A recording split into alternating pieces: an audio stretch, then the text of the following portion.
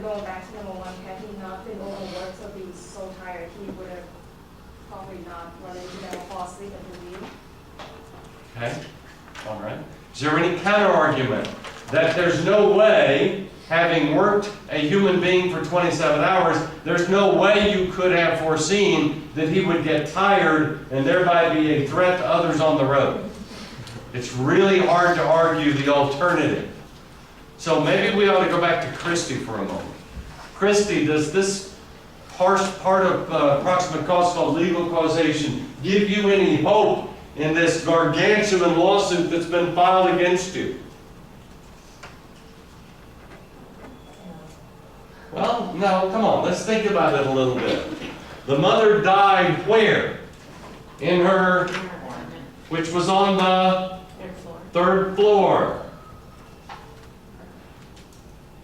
Not foreseeable. I'm sorry? Not foreseeable. Not foreseeable, Nikki. How do you know?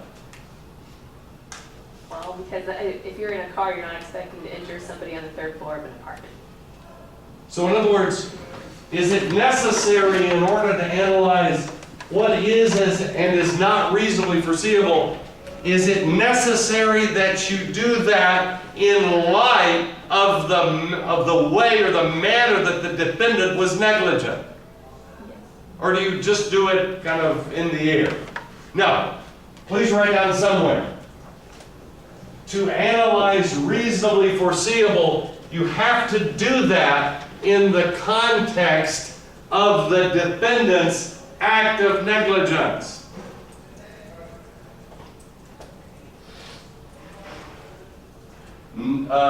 Christie's act of negligence was not closing the trunk. You would then ask the question, Greg, whom do you imperil when you don't close the lid of your car's trunk? Whom do you imperil? Other drivers.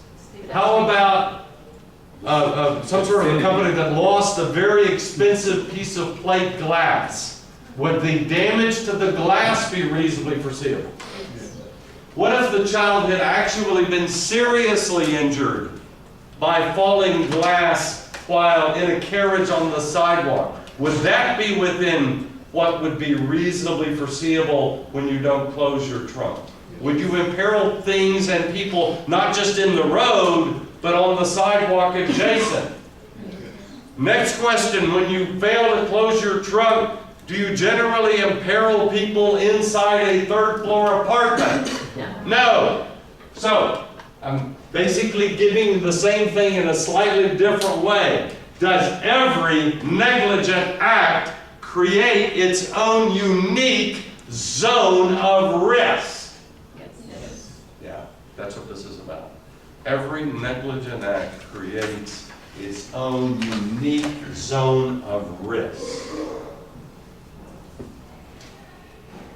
And so, Alexis, quite properly, the question in the railroad case would be, when you work someone whom you know to be just dead tired, when you work that person for 27 hours, whom do you imperil by that negligence?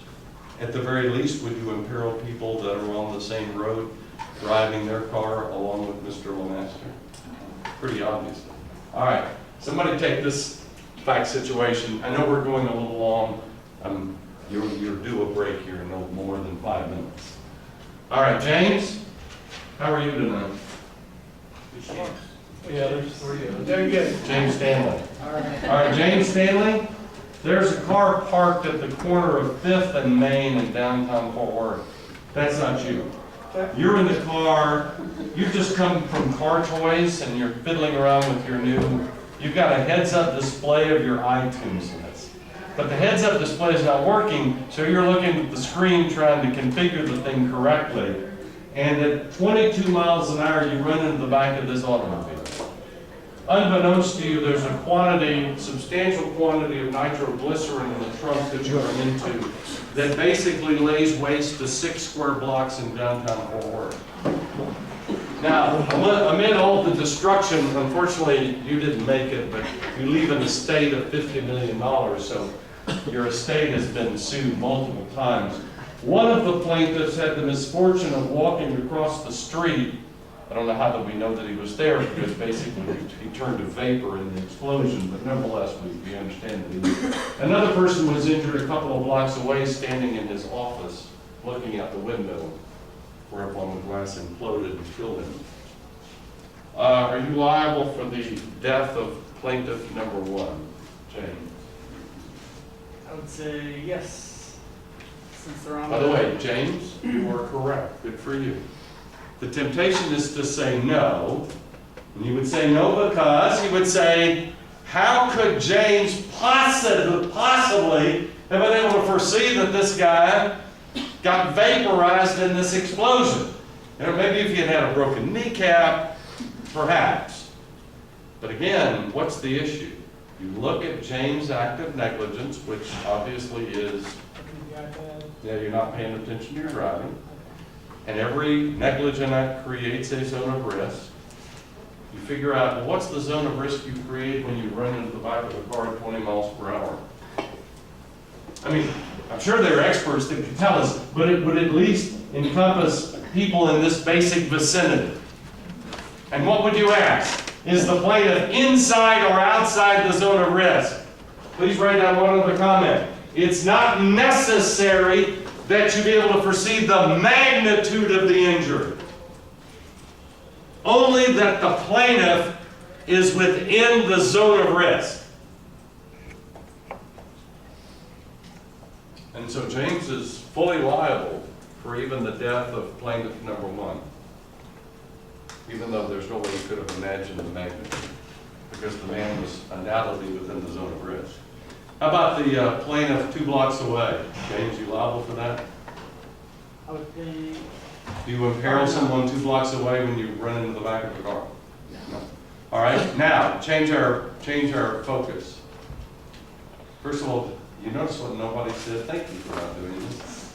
No one raised their hand and said, hey, what about the guy carrying the nitro? Isn't it really his fault? Don't do that. I mean, it just screws up your analysis. But now let's assume the defendant is the estate of the person carrying the nitro. Is that a different negligent act? What is the zone of risk you create when you probably unlawfully carry nitro? How big is that zone of risk? 6 blocks. So therefore, would virtually every plaintiff be standing inside? So, reasonable foreseeability always is a function of the particular manner in which the defendant was negligent. Let's take a good 10-minute break. Alexis, we got some other things to do in this case.